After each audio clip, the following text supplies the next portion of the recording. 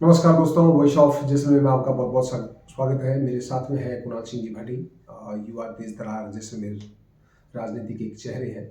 आज हम बात करेंगे जैसलमेर राजनीति में युवाओं का प्रयोग कब होगा, क्योंकि आप युवा हैं और जोधपुर युवा वर्ग से विशेष जुड़े हुए हैं।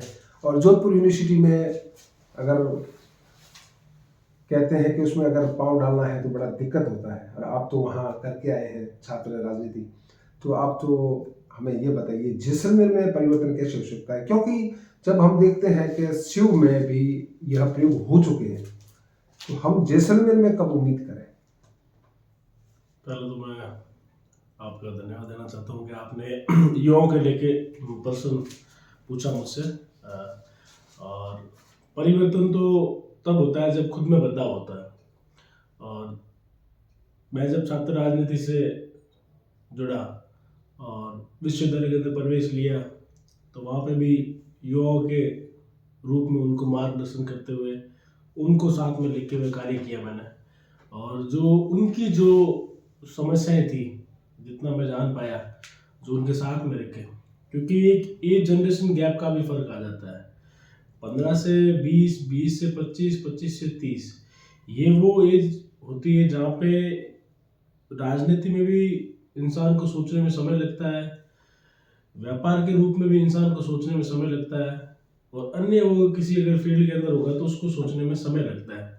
मगर इस सोचने के समय के साथ में ये वो क्राइटेरिया है जिस समय युवा बदलाव कर सकता है किसी भी फील्ड में जाके, क्योंकि उस समय उसके सोचने का जो तौर तरीका होता है, तो आप कह सकते हैं जो तेज तर्रार, गर्म खून, उसको कुछ कर गुजरने की सोच होती है। तो उसी के आधार पे वो अपना स्टेज और अपना एक लेवल क्रिएट करता है और उसी के माध्यम से वो आगे बढ़ता है। और आपने मुझे कहा कि मैं छात्र राजनीति से जुड़ा हुआ रहा, तो मेरा भी यही स्टेज था, मेरी भी यही फेज थी। जब मैं आज इसमें से जोधपुर पढ़ने के लिए गया, तब मैंने ये नहीं सोचा था कि मुझे कुछ छात्र संघ अध्यक्ष जाके बनना है या कोई मुझे कुछ पद हासिल करना है। मुझ में मैंने एक ही चीज़ मान के चला कि जो भी व्यक्ति मेरे पास में, जो भी युवा मेरे दोस्त है जो हमेशा मेरे साथ में रहते थे विश्वविद्यालय के अंदर, चाहे निजी काम से चाहे विश्वविद्यालय के संबंधित कोई भी काम होगा, तो मैं कभी उनको ना नहीं दे पाता था। चाहे काम हो रहा है नहीं हो रहा है, मतलब मैं उनके साथ में हूँ। काम हो भी जाता है तब भी वो लोग मेरे साथ में जुड़े रहे, काम नहीं भी हुआ तब भी वो लोग मेरे साथ में जुड़े रहे। मगर कारण सिर्फ इसमें काम होना या ना होना ये कारण नहीं था। कारण ये था कि मैं उनके लिए हमेशा अवेलेबल था। बिल्कुल भाटी साहब, मेरा आपने जो बात कही, मैं इस बात को एक अलग नज़रिए से देखता हूँ। चूँकि एक युवा आप थे, उसमें छात्र थे, और छात्र राजनीति, उसमें भी आपको एक बहुत बड़ा एक अवसर मिला, क्योंकि जोधपुर में हमारे राजस्थान के पूरे के छात्र पढ़ने के लिए आते हैं, तो आपको बहुत लोगों के बीच में कई आपको अनुभव हुए होंगे। हमारा जो जैसलमेर है वह मुख्य रूप से जहाँ तक हम देखते हैं तो जातीय या धार्मिक गठबंधन से जुड़ा हुआ अगर हम इतिहास देखें तो मिलता है। तो कई छोटे छोटे वर्ग ऐसे हैं जो छटपटाते हैं, वो यह चाहते हैं हमारे जैसलमेर को युवा चेहरा कब मिलेगा, और मिलेगा तो क्या होगा। हम अगर आपसे भी उम्मीद रखें, या हम मतलब कहने का मतलब है जैसलमेर के लोग अगर आपसे उम्मीद रखते हैं, और हम आपको एक हार्दिक बधाई भी देते हैं अगर भविष्य में हमारे आपको भारतीय जनता पार्टी यहाँ का उम्मीदवार घोषित करे, हम उम्मीद करते हैं। तो आप जैसलमेर में क्या बदलाव देखते हैं या बदलाव लाने का प्रयास करें, क्योंकि यहाँ एक बहुत बड़ा संघर्ष है, हम देखते हैं जहाँ तक एक जातीय एक धार्मिक संघर्ष है जिससे बाहर निकलना बड़ा मुश्किल होता है। हाँ, एक गोवर्धन जी कल्ला ने, उनको भी एक वो एक दौर था, उनका अपना एक कार्य क्षेत्र था, वो मिल गया दो, उसके बाद अब उम्मीद लोगों को कम है। तो आप अगर आते हैं तो आप किस तरह से सभी वर्गों को जोड़ने का काम करेंगे, या क्या बदलाव की हम उम्मीद करें आपसे। आपने पूछा प्रश्न मुझे, तो मैं तो आपको साफ तौर पे मैं बता देना चाहता हूँ कि मेरा 4 ही मैनिफेस्टो है जो मैंने हमेशा मेरे, जब मैं चाहे जोधपुर था चाहे मैं जैसलमेर हूँ, जब भी मैंने सोचा कि भाई जैसलमेर जिले के लिए जो कार्य होने चाहिए, जो कार्य एक बदलाव की ओर लेके जाए, तो वो कार्य मेरे 4 मैनिफेस्टो में हमेशा मानता हूँ। उनको मैं मैनिफेस्टो इसलिए कहता हूँ क्योंकि कोई भी कभी भी गवर्नमेंट आती है तो अपना अपना मैनिफेस्टो जारी करती है। और क्योंकि मैं राजनीति से जुड़ा हुआ हूँ, राजनीति में आगे अपना भविष्य देखता भी हूँ, प्रयास भी करता हूँ, हर चीज़ के लिए और प्रयास भी करता रहूँगा। तो मेरे 4 बड़े बिंदु हैं जिनको मैं हमेशा मायने में रखता हूँ और मैं सोचता हूँ कि काश ये जैसलमेर के अंदर होंगे तो बदलाव ज़रूर होगा। तो मैं उन 4 बिंदुओं पे मैं आपको बता देना चाहता हूँ स्पष्ट रूप से। पहले तो जैसलमेर के अंदर शिक्षा का जो स्तर है उसको बदलना ज़रूरी है। बिल्कुल बिल्कुल बिल्कुल, ये तो बहुत ही बड़ा विषय है। क्योंकि आप इस चीज़ को बड़े गंभीर रूप से सोचिए। मैं ऐसे नहीं कह रहा हूँ कि मैं नहीं, राजनीति से मैं जुड़ा इस हुआ चीज़ आदमी को या मैं ऐसी बात कर मैं रहा हूँ। मैं इस चीज़ को भाटी साहब मानता हूँ। हमारा मुख्य तो यही वजह है कि यहाँ एजुकेशन, युवाओं की एजुकेशन परिपूर्ण नहीं जब मैं छात्र संघ अध्यक्ष था, उससे पहले जब मैं छात्र संघ अध्यक्ष नहीं था, तब भी अपने जैसलमेर से और नज़दीक सीमावर्ती बाड़मेर से या पोखरण से जो बच्चे यहाँ से पढ़ने के लिए बाहर जाते थे, जिनमें से सिर्फ लड़कों को कोई दिक्कत नहीं होती थी बाहर रहने के लिए, लड़कियों को इतनी समस्या होती थी कि उनके पेरेंट्स, उनके माता पिता, उनको इतनी दिक्कत होती थी कि हमारी बेटी वहाँ पढ़ रही है, कहाँ रहने की व्यवस्था होगी, कोचिंग संस्था कौन सी होगी, कौन से कॉलेज के अंदर उसका दाखिला होगा, कौन से कॉलेज के अंदर पढ़ने के बाद में उसे अगर सफलता मिली या नहीं मिली, आगे उसको एजुकेशन करनी चाहिए या नहीं करनी चाहिए, ये हमारा एक बैकवर्ड सोच है। बिल्कुल भाटी साहब, मैं आपकी बात से सहमत हूँ। एजुकेशन बहुत ज़रूरी है। यहाँ एजुकेशन का बहुत बड़ा, कहते हैं कई विषय ऐसे हैं जो भारत आज़ादी के बाद आज तक नहीं खुले हैं। हमारे कॉलेजों के बच्चे जिनकी आर्थिक व्यवस्था इतनी अच्छी मजबूत नहीं है, बाहर जाना पड़ता है। एक अपना उसका एक है, आपने इस विषय में बीच में रखा है, बहुत अच्छी बात है।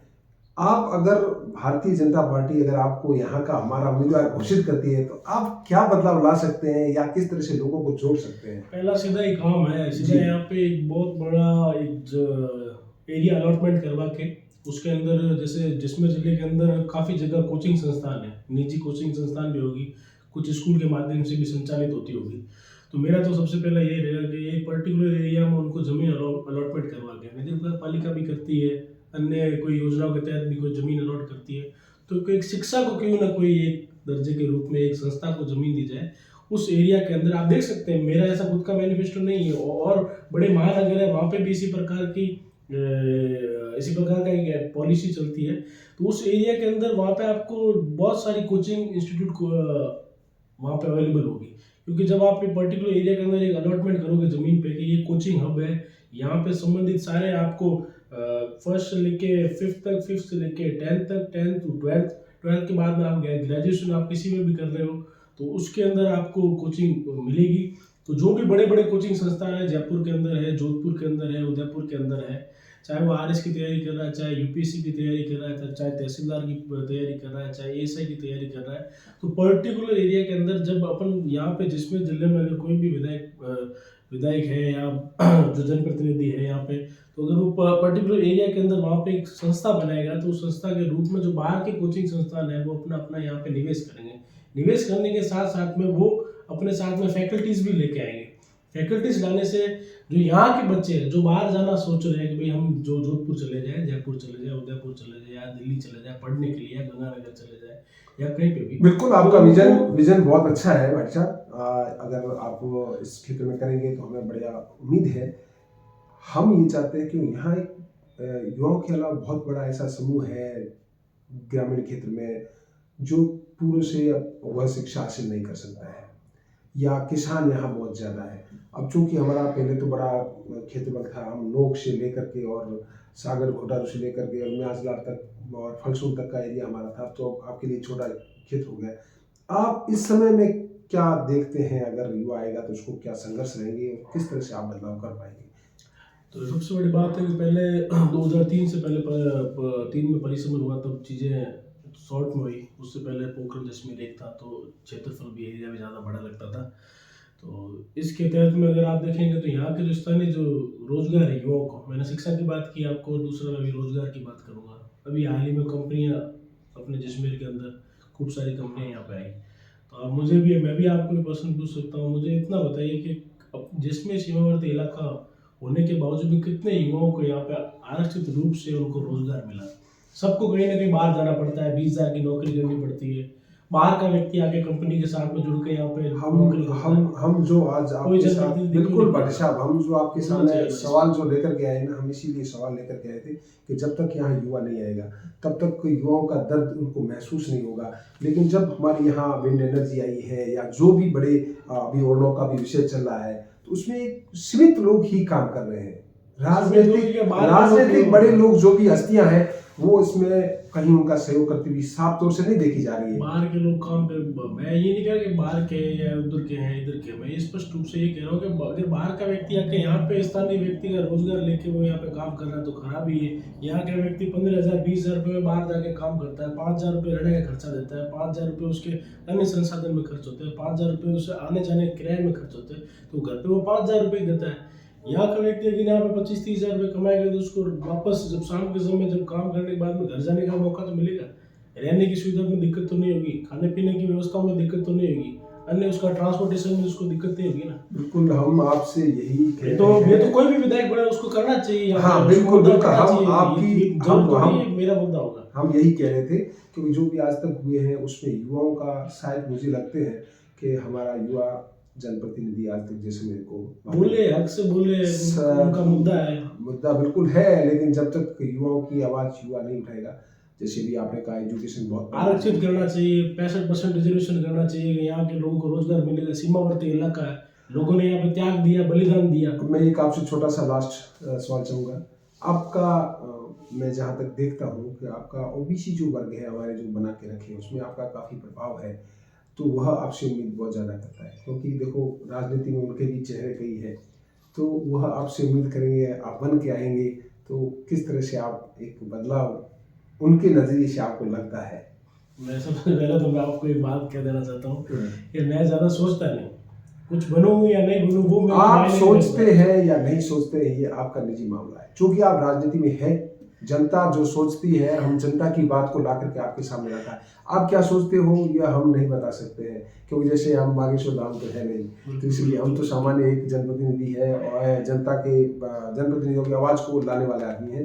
तो जहाँ तक मैं आपकी बारे में बात देखता हूँ, आपका फील्ड भी देखता हूँ, ओबीसी वर्ग भी आपके अंदर काफ़ी एक रुचि रखता है राजनीति में, तो वो आपसे क्या उम्मीद रखे, बस यही सवाल है। तो आप मुझे थोड़ा सा इसके बारे में बताइए, आप उम्मीद आपकी क्या विजन है अंदर के, वो आपके होंगे, लेकिन जो जनता चाहती है वह तो हम सवाल कर ही सकते हैं। क्योंकि पारिवारिक पृष्ठभूमि से भी राजनीति में 35 से 40 साल हो गए, पिताजी को भी, और मैं भी छात्र संघ अध्यक्ष रहा, तो हर व्यक्ति को समान भाव से देखा है, हर जाति के व्यक्ति को समान भाव से देखा है, और उनका राजनीति से पहले उनके, क्योंकि जैसलमेर है, जिला है, छोटा जिला है, सभी की भावनाएं यहाँ पे एक दूसरे से जुड़ी हुई है, कोई भी व्यक्ति एक दूसरे से डिस्कनेक्ट नहीं है। ऐसा है नहीं कि मैं आपसे कोई अलग हूँ या और कोई व्यक्ति अलग होगा। तो राजनीतिक मैं तो कौन सा को साइड में रखते हुए पहले व्यक्तिगत यहाँ पे रिश्ते हैं, बिल्कुल उनको ख्याल रखेंगे तो अच्छा रहेगा। तो 5 साल में होगी, 5 साल में विधायक बनेंगे, प्रधान बनेंगे, लोकसभा पार्लियामेंट मेंबर भी बनेंगे, तो वो रिश्ते महत्व करते हैं, और उन रिश्तों के साथ में जितना हो सके हर संभव प्रयास करते हुए एक पारिवारिक माहौल रहे, यहाँ पे एक दूसरे के सुख दुख में काम आए, और जितना हो सके हमेशा। बिल्कुल कुणाल सिंह जी, आपने जो कहा कि आपके एक निजी रिश्ते हैं, आपके पिताश्री भी राजनीति से जुड़े हुए हैं, अच्छे पदों पर रह चुके हैं, चूँकि आपका जो पारिवारिक लगाव है उसका बेनिफिट्स तो आपको राजनीति में मिलेगा ही। कई सवाल इसमें ऐसे थे जो शायद पूरे नहीं हो पाए हैं, फिर हम कभी आपसे बातचीत करेंगे और आगे उम्मीद करेंगे कि आपका राजनीतिक भविष्य बहुत अच्छा हो, जिसमें कोई युवा जनप्रतिनिधि, क्योंकि हम रविंद्र सिंह जी को भी देख रहे हैं, बड़ा अच्छा प्रयास कर रहे हैं, तो हम उम्मीद यही करेंगे इस वॉइस ऑफ जैसलमेर के मंच से कि आप उसी प्रकार से जैसलमेर में एक अलग जगह है, ताकि जो छोटे वर्ग हैं 5,000, 10,000, 7,000, 20,000, उन लोगों के अंदर एक थोड़ा सा मनोबल बढ़े। क्योंकि मैं एक बात करना चाहूँ, वो वर्ग नहीं है, वो अपने भाई हैं, और मैं आपकी बात को बीच में काटने का, आपने कहा कि वो भाई है, बिल्कुल मैं मानता हूँ। आप जिस प्लेटफॉर्म पे है वो आपकी जनता है, जनप्रतिनिधि है, जनमत है, वोटर्स है, तो आपको उनको उस नजरिए, क्योंकि आप राजनीतिक क्षेत्र में हो, आपका आपने मुझे कहा कि आपका एक पारिवारिक संबंध है, नहीं आती है तो फिर मैं कुछ कहूँगा नहीं, लेकिन मैं आपको शुभकामनाएं दूंगा कि आपका प्रेम बना रहे सबके लिए और काम होते रहे बस सबके लिए। आपसे उम्मीद तो करे हैं, आप दौड़ में तो हो ना, तो इसलिए ये बात तो तय है कि आप राजनीति में तो हमेशा रहेंगे, तो हमारी शुभकामनाएं आपके साथ में है। तो वॉइस ऑफ जैस्मिन ऐसी उम्मीद करता है कि आपको एक अच्छा प्लेटफॉर्म मिले और हमारे लिए आप जैस्मिन में काम करें। बहुत बहुत धन्यवाद। जय श्री कृष्ण। जय श्री कृष्ण।